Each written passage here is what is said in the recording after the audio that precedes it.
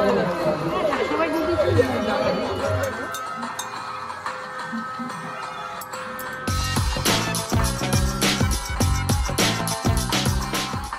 Welcome to Shaumika blogs. आज के श्रावण मासेर द्वितीय सोमवार और আমরা যাচ্ছি মন্দিরে পুজো করার জন্য। এখানে আমি আমার মা মাসি আর বোন আমরা চারজনে যাচ্ছিলাম। আমরা বেরিয়েছিলাম বাড়ি থেকে সকাল 5:30টার দিকে আর আমরা প্রায় 6:20-র মধ্যে পৌঁছে গেছিলাম। এটা একটু দূর আমার বাড়ি থেকে। মন্দিরটা খুবই ফেমাস এখানে মালদা জেলার মধ্যে শিবডাঙ্গিতে যে শিব মন্দিরটা রয়েছে, আশেপাশে যারা আছে সবাই জানো মন্দিরটা অনেক ফেমাস। আর আমরা সকালে বেরিয়েছিলাম কারণ ভেবেছিলাম সকালে গেলে মন্দিরে ভিড়টা কম থাকবে, আমরা আরামে পুজো দিতে পারবো।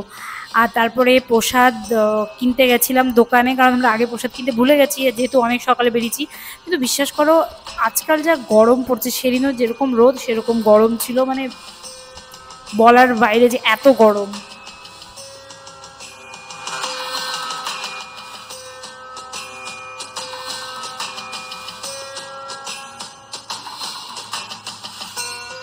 তো এটা হচ্ছে শিবডাঙ্গির এই মন্দিরটা এখানে খুব ফেমাস, খুব প্রসিদ্ধ।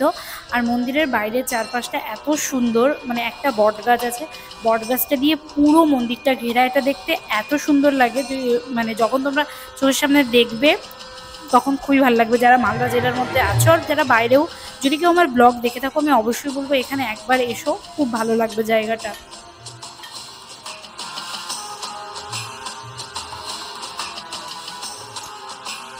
তো মোটামুটি লাইন টাইন দিয়ে মন্দিরে ঢুকতে হয়তো আমাদের খুব বেশি হলে 7টা বাজবে।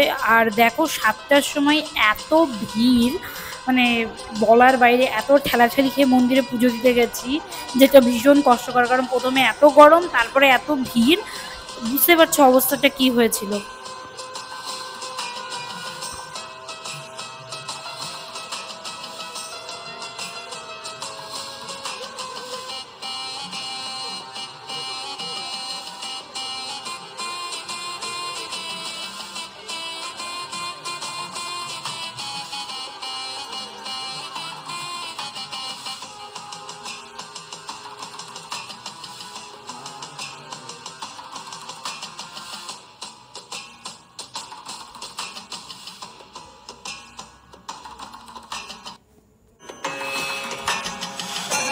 তারপরে লোকের ঠেলা খেয়ে খেয়ে মন্দিরের ভেতরে ঢুকে পুজো করলাম, মানে একটু হলেই তো আমি পড়ে যেতাম।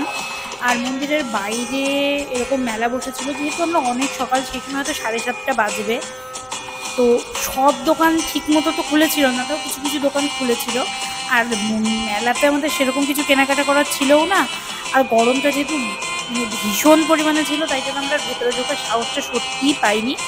বাইরে থেকে কিছু দোকানপাট দেখে, আর যেহেতু মন্দিরে পুজো করেছি সেই জন্য বাড়ি এসে খাবো বলে সেরকম কিছু খাওয়া দাওয়া করিও নি।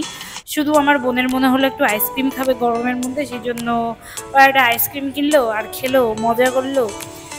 আর তারপরে দেখো বাইরের পরিবেশটা কি সুন্দর, তাই না দেখতে। তারপরে এই গরমে রোদের মধ্যে আমরা যারা চটি ছেড়ে যে কিভাবে এসেছি, পায়ের তলায় এখনো ফুসকা পড়ে আছে আর ব্যথা করছে। তো thank you so much guys for watching this blog, and next blog দেখতে একদম ভুলো না।